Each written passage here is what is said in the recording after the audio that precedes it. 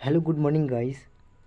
आज है 21 अप्रैल और आज इस वीडियो के माध्यम से हम 21 अप्रैल के जितने भी करंट अफेयर्स बनने वाले हैं उन सारे करंट अफेयर्स को कवर करेंगे।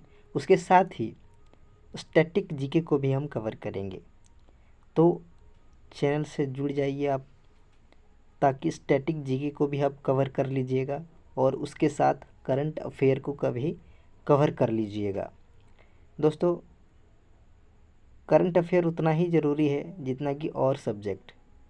इसको रोज़ पढ़ने से बहुत ही ज़्यादा फ़ायदा होता है।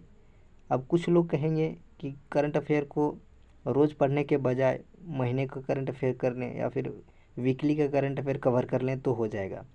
अच्छा, आप ही बताइए दोस्तों, अगर हम वीकली या फिर मंथली करंट अफेयर को कवर करेंगे तो जो जो स्टूडेंट प्रत्येक दिन करंट अफेयर को कवर करेगा और जो वीकली कवर करेगा, उन दोनों में कौन सबसे ज़्यादा बढ़िया रिजल्ट करेगा, आप खुद ही अनुमान लगा सकते हैं।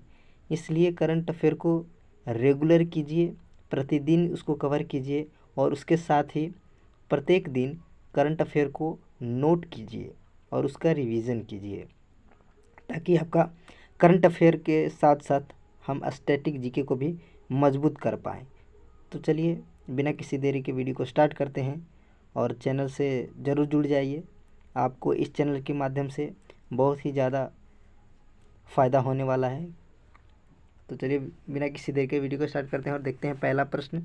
और आज का पहला प्रश्न है, आज का पहला प्रश्न क्या है कि पूछ रहा है कि हाल ही में राष्ट्रीय सिविल सेवा दिवस कब मनाया जाता है। यानी कि अभी हाल ही में राष्ट्रीय सिविल सेवा दिवस मनाया गया है, तो यह दिवस कब मनाया जाता है। तो राष्ट्रीय सिविल सेवा दिवस 21 अप्रैल को मनाया जाता है। कब मनाया जाता है? 21 अप्रैल को राष्ट्रीय सिविल सेवा दिवस मनाया जाता है। अच्छा, 21 अप्रैल को ही क्यों राष्ट्रीय सिविल सेवा दिवस मनाया जाता है, इसके बारे में देख लेते हैं हम लोग। क्योंकि इस दिन 21 अप्रैल 1947 को भारत के पहले गृह मंत्री सरदार वल्लभ भाई पटेल ने नवनियुक्त और गठित प्रशासनिक सेवा अधिकारियों को संबोधित किया था। इसलिए 21 अप्रैल को राष्ट्रीय सिविल सेवा दिवस मनाया जाता है। तो हम इस प्रश्न में क्या स्पेशल करने वाले हैं, मैं प्रत्येक प्रश्न में आपको कुछ न कुछ स्पेशल देने का प्रयास करता ही रहता हूँ। जैसे इस प्रश्न में हम क्या करेंगे कि अप्रैल माह के जितने भी दिवस होते हैं, अप्रैल माह के जितने भी दिवस होते हैं, उन सारे दिवस को रिवाइज़ करेंगे, उन सारे दिवस को रिवाइज़ करेंगे और उसे याद करने का प्रयास करेंगे। तो चलिए देखते हैं। तो देखिए, 1 अप्रैल को उड़ीसा का स्थापना दिवस मनाया जाता है, जिसे उत्कल दिवस के नाम से भी जाना जाता है।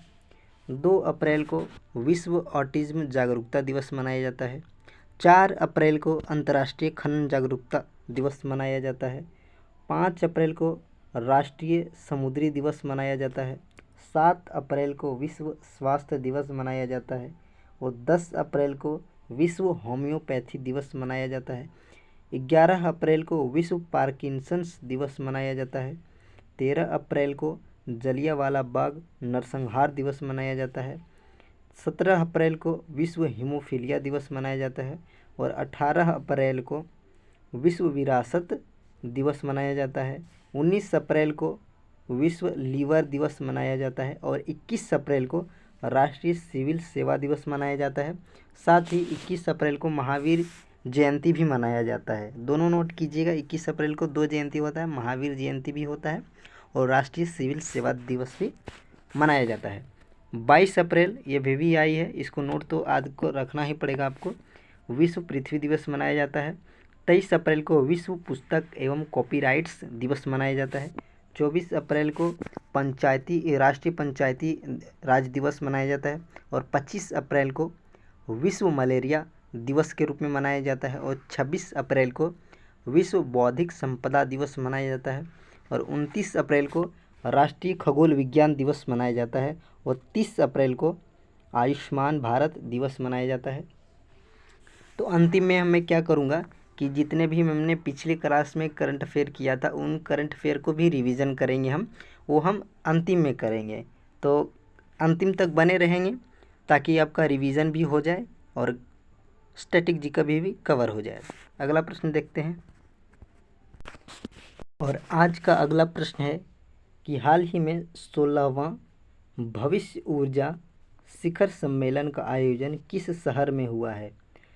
16वां विश्व भविष्य ऊर्जा शिखर सम्मेलन, इसका आयोजन कहाँ किया गया है? तो यह जो है अबू धाबी में किया गया है। अबू धाबी कहाँ है?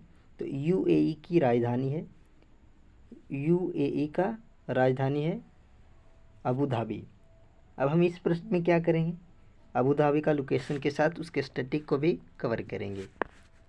जैसे कि आप लोग को यहाँ दिख पा रहा होगा, यहाँ पर आप देख सकते हैं, ये है यूएई, यूनाइटेड अरब अमीरात। यूनाइटेड अरब अमीरात इसका ये लोकेशन है।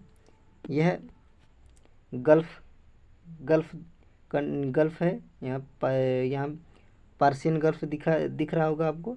और इसके अगल बगल में कुछ देश देख रहे होंगे आप, जैसे कि यहाँ सऊदी अरब आपको दिख रहा होगा, यहाँ ओमान और यहाँ कतर। तो जैसे कि ओमान, यहाँ लिखा है कतर। कतर की राजधानी दोहा है। कतर की राजधानी क्या है? दोहा। सऊदी अरब की राजधानी क्या है? तो इसकी राजधानी है रियाद और ओमान की राजधानी मस्कट है। अब यूएई की बात करें तो यूएई की राजधानी अबू धाबी है। कहाँ है? अबू धाबी है। और इसके राष्ट्रपति कौन है? तो मोहम्मद बिन जायद अल नहान यहाँ के राष्ट्रपति हैं। और यहाँ के प्रधानमंत्री कौन है? तो मोहम्मद बिन राशी अल मखतूम। तो इतना लंबा नाम आपको याद रखना होगा, कोई उपाय है नहीं। मोहम्मद बिन राशी अल मखतूम। और यहाँ की मुद्रा क्या है? तो दिरहम। यूएई दिरहम है। यह प्रश्न पूछा जाता है बार बार एग्जाम में कि राजधानी और मुद्रा से, तो यह भी कवर होते जाएगा आप लोग का। अगला प्रश्न देखते हैं आज का।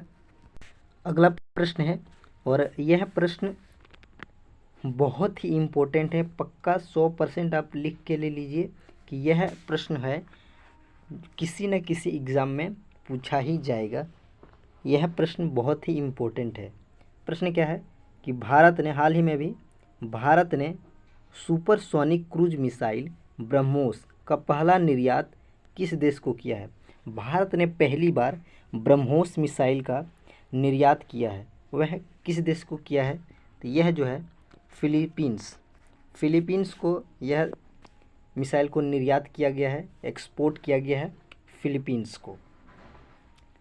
फिलीपींस को क्यों निर्यात किया गया है? क्योंकि फिलीपींस का चीन से बनता नहीं है और इंडिया का भी भारत का भी चाइना से नहीं बनता है।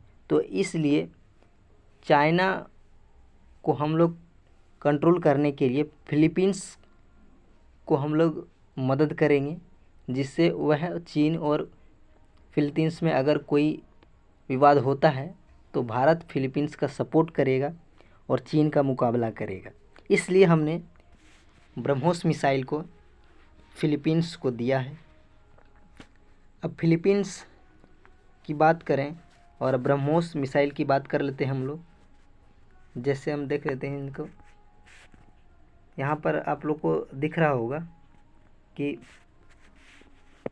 ब्रह्मोस एक कम दूरी की रैमजेट सुपरसोनिक क्रूज मिसाइल है।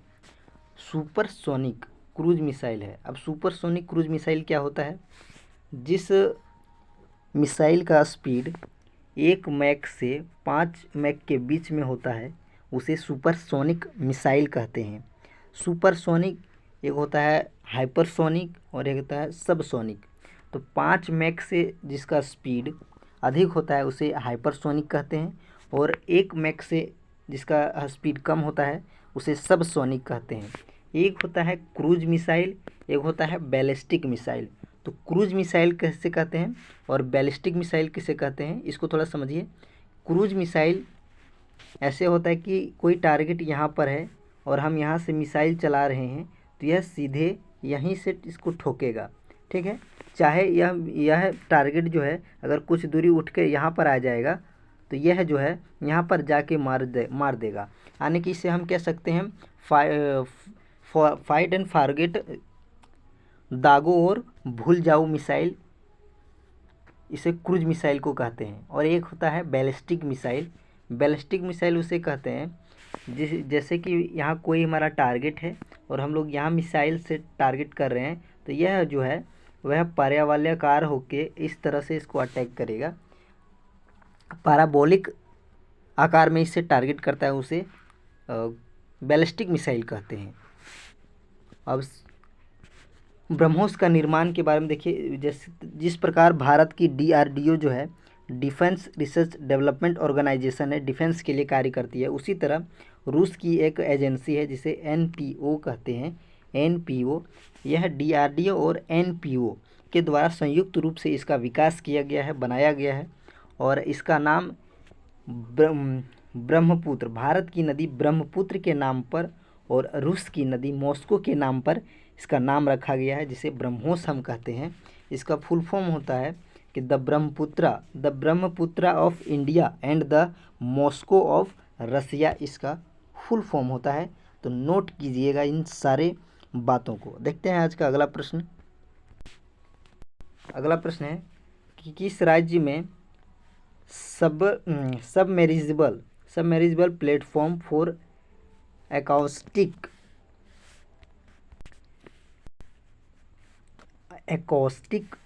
करेक्टराइजेशन एंड इवोल्यूशन यानी कि स्पेस का उद्घाटन अप्रैल 2024 में कहाँ किया गया है? तो इसका स्पेस का उद्घाटन भारत के कहाँ, केरल के इडुक्की ज़िले में इसका उद्घाटन किया गया है। अब यह स्पेस क्या होता है इसके बारे में हम लोग देख लेते हैं।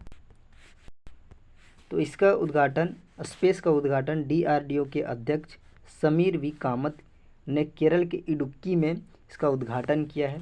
अब DRDO की बात करते हैं तो DRDO की फुल फॉर्म होता है डिफेंस रिसर्च डेवलपमेंट ऑर्गेनाइजेशन। यह रक्षा अनुसंधान और विकास संगठन भारत सरकार के रक्षा मंत्रालय में रक्षा अनुसंधान और विकास विभाग के तहत प्रमुख एजेंसी है। इसका गठन 1959 को किया गया था। इसका मुख्यालय दिल्ली में है और इसके वर्तमान हेड कौन है? तो समीर कामत इसके वर्तमान हेड हैं। अगला प्रश्न देखते हैं हम लोग। अगला प्रश्न है, संयुक्त राष्ट्र UN में फिलिस्तीन को पूर्ण सदस्यता देने के प्रस्ताव पर किस देश ने वीटो लगा दिया है? तो किस देश ने इसमें वीटो का प्रयोग किया है? तो इसमें वीटो का प्रयोग अमेरिका के द्वारा किया गया है। किसके द्वारा किया गया है? अमेरिका के द्वारा इसमें वीटो का प्रयोग किया गया है। अब वीटो क्या होता है और राष्ट्रीय यूनाइटेड स्टेट क्या होता है, इनको देख लेते हैं। अब यूनाइटेड नेशन ऑर्गेनाइजेशन, इसका फुल फॉर्म होता है यूनाइटेड नेशन ऑर्गेनाइजेशन। इसकी फुल फॉर्म की बात करें तो हमने फुल फॉर्म बता दिया। इसका गठन 24 अक्टूबर 1945 को हुआ था और इसका मुख्यालय न्यूयॉर्क में है। और न्यूयॉर्क कहाँ है? यह USA में है। और न्यूयॉर्क में कहाँ? तो मैनहट्टन द्वीप है, वहाँ पर इसका मुख्यालय है। वर्तमान इसके महासचिव एंटोनियो गुटारेस हैं जो पुर्तगाल के हैं। और इसके 6 अंग होते हैं और इसमें कुल टोटल सदस्य 193 है। और 193वां सदस्य जो है वह साउथ सूडान है। कौन है? साउथ सूडान है। UNO में इनमें से 5 सदस्य, कुल सिक्योरिटी काउंसिल में 15 सदस्य हैं। कितने हैं? 15 सदस्य हैं। 15 में से 5 सदस्यों के पास वीटो का पावर है। वीटो पावर क्या होता है? वीटो पावर मतलब किसी को मना करने की शक्ति को हम वीटो पावर कहते हैं। UNO में वीटो पावर इस प्रकार है कि 5 देश के पास कुछ ऐसी शक्ति है, इसको हम इस प्रकार समझ सकते हैं कि 193 सदस्य कुल है, तो 192 सदस्य एक तरफ हो जाए और इन 5 सदस्यों में से एक सदस्य एक तरफ हो जाए तो यह इसका बिल पारित हो जाएगा।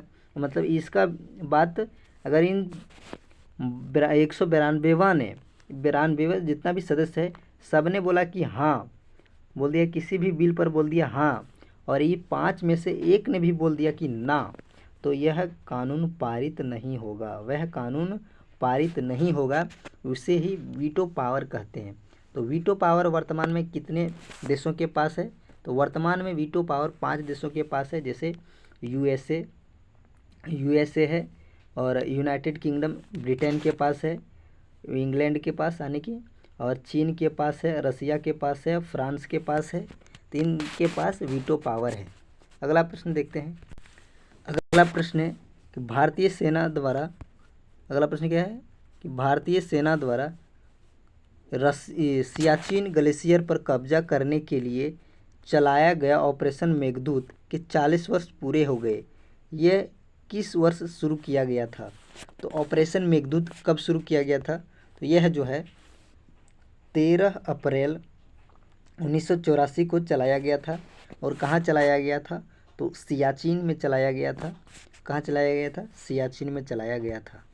अब ऑपरेशन मेघदूत की बात करें तो 13 अप्रैल 2024 को ऑपरेशन मेघदूत के 4 दशक यानी 40 वर्ष पूरे हो गए हैं। इस ऑपरेशन में भारतीय सेना ने पाकिस्तान को खदेड़ दिया और काराकोरम पर्वतमाला में नुब्रा घाटी की ओर देखने वाले साल्टोरो रिज पर 15,632 फीट की ऊंचाई पर सियाचिन ग्लेशियर पर कब्जा कर लिया। तो इस प्रकार के प्रश्न जिसमें 40 वर्ष हो गया है, 50 वर्ष हो गया है, 100 वर्ष हो गया है, इस प्रकार के प्रश्न एग्जाम में बहुत ही पूछे जाते हैं, इसलिए नोट कीजिएगा इन प्रश्न को। अगला प्रश्न देखते हैं। अगला प्रश्न क्या है?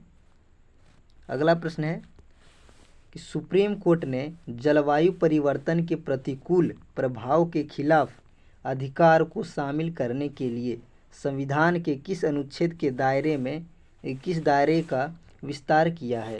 तो किस दायरे को विस्तार किया है? तो यह जो है हो जाएगा ऑप्शन नंबर डी, ए और बी, यानी कि 14 और 21। और 14 और 21 में क्या लिखा है इसके बारे में देख लेते हैं हम लोग। तो 14 और 21 में क्या है कि 14 में, अनुच्छेद 14 में समानता का अधिकार है, समानता का अधिकार है। और 21 में क्या है? 21 में जीवन जीने की स्वतंत्रता कह सकते हैं 21 में। अगला प्रश्न देखते हैं। अगला प्रश्न है एयरपोर्ट काउंसिल इंटरनेशनल के अनुसार दुनिया का सबसे व्यस्ततम एयरपोर्ट की लिस्ट में इंदिरा गांधी अंतर्राष्ट्रीय हवाई अड्डा दिल्ली की रैंक क्या है? यानी कि इंटरनेशनल एयरपोर्ट के अनुसार इंटरनेशनल एयरपोर्ट काउंसिल के द्वारा अभी हाल ही में एक सूची जारी किया गया है, उसमें टॉप 10 में कौन से एयरपोर्ट हैं, जिसमें से भारत का भी एक एयरपोर्ट है इंदिरा गांधी एयरपोर्ट। यह जो है इसमें इंदिरा गांधी एयरपोर्ट को 10वां स्थान प्राप्त हुआ है, यानी कि टॉप 10 में भारत का एकमात्र एयरपोर्ट है जिसे इंदिरा गांधी एयरपोर्ट कहते हैं, और यह दिल्ली में स्थित है। इंदिरा गांधी एयरपोर्ट कहाँ है? दिल्ली में स्थित है। तो इस वीडियो में हम क्या करेंगे, इसको नोट कीजिएगा, इस प्रश्न को नोट कीजिएगा। अगला प्रश्न में हम लोग जितने भी एयरपोर्ट हैं उसको कवर करेंगे। तो देखते हैं इसका अगला प्रश्न। उससे पहले स्टैटिक जीके, जैसे IGI मतलब इंदिरा गांधी एयरपोर्ट ने वर्ष 2023 में 7.22 करोड़ से अधिक यात्रियों को संभालते हुए टॉप 10 सबसे व्यस्त हवाई अड्डे में अपना स्थान बनाए रखा है। अमेरिका का अटलांटा लगातार यात्रियों की संख्या में पहले स्थान पर है। नोट कीजिएगा, टॉप 10 में तो भारत का एकमात्र है, लेकिन फर्स्ट स्थान पर अमेरिका का अटलांटा एयरपोर्ट है जो टॉप किया है। वर्ष 2023 में यहाँ 10.47 करोड़ यात्रियों ने सफ़र किया था। दूसरे नंबर पर दुबई एयरपोर्ट है जहाँ 8.7 करोड़ यात्रियों ने सफ़र किया है। अमेरिका का ही डलास पोर्ट बर्थ अंतर्राष्ट्रीय एयरपोर्ट का तीसरा स्थान प्राप्त कर चुका है, और चौथे स्थान पर लंदन का एयरपोर्ट है, और 5वें स्थान पर टोक्यो अंतर्राष्ट्रीय एयरपोर्ट है। अगला प्रश्न देखते हैं, और आज का अगला प्रश्न है कि sky tracks world airport awards 2024 का ताज किसके नाम रहा? तो यह किसके नाम रहा? तो यह जो है हमाद इंटरनेशनल एयरपोर्ट के नाम रहा। हमाद इंटरनेशनल एयरपोर्ट के नाम रहा। और यह कहाँ का एयरपोर्ट है? तो यह यूएई का एयरपोर्ट है, यूनाइटेड अरब अमीरात का एयरपोर्ट है यह। अब टॉप 5 में इसमें कौन कौन रहा देख लीजिए। जैसे दोहा हमाद एयरपोर्ट, यह प्रथम स्थान पर है जैसा हमने बताया। और सिंगापुर का चांगी एयरपोर्ट, यह दूसरे स्थान पर रहा। सियोल इचियोन, यह तीसरे स्थान पर रहा। और टोक्यो हानेडा, यह चौथे स्थान पर रहा। और टोक्यो नारिता, यह भी 5वें स्थान पर रहा। तो टॉप 5 में आपको टॉप 1 याद रखना है, 5 में मत रखिए। हमाद एयरपोर्ट को आप नोट कीजिएगा। अगला प्रश्न देखते हैं। अब स्काई ट्रैक्स की रिपोर्ट के अनुसार सर्वश्रेष्ठ हवाई अड्डा कर्मचारी का पुरस्कार किसने जीता? वही उसी के द्वारा ही, स्काई ट्रैक्स के ही द्वारा यह रिपोर्ट जारी की जाती है। यह भारत के लिए है और वह वर्ल्ड के लिए था। तो इसमें सर्वश्रेष्ठ हवाई अड्डा कर्मचारी पुरस्कार किसने जीता है? तो इसमें जो है हैदराबाद एयरपोर्ट ने यह पुरस्कार जीता है, हैदराबाद एयरपोर्ट ने। तो इस प्रश्न में हम क्या करेंगे कि जितने भी एयरपोर्ट हैं उन सारे एयरपोर्ट को कवर करेंगे। जैसे कि मोपा एयरपोर्ट कहाँ है? तो यह गोवा में है। चंडीगढ़ एयरपोर्ट चंडीगढ़ में है। महर्षि वाल्मीकि एयरपोर्ट अयोध्या उत्तर प्रदेश में है। और कैंपगोड़ा एयरपोर्ट कर्नाटक में है। चौधरी चरण सिंह एयरपोर्ट यह लखनऊ में है। गोपीनाथ बारदोली एयरपोर्ट गुवाहाटी में है। और वीर सावरकर एयरपोर्ट अंडमान निकोबार में है। और लाल बहादुर शास्त्री एयरपोर्ट काशी उत्तर प्रदेश में है। सुभाष चंद्र बोस एयरपोर्ट कोलकाता पश्चिम बंगाल में है। BR अम्बेडकर एयरपोर्ट नागपुर महाराष्ट्र में है। सरदार वल्लभ भाई पटेल एयरपोर्ट गुजरात में है। और जेवर एयरपोर्ट नोएडा में। इन सारे एयरपोर्ट को आप नोट कीजिएगा, क्योंकि इस प्रकार के प्रश्न जो है हाल ही में पूछना ज़्यादा संभावना पूछ रहा है। तो आज का वीडियो का यहीं पर होता है समाप्त। मिलते हैं अगले क्लास में।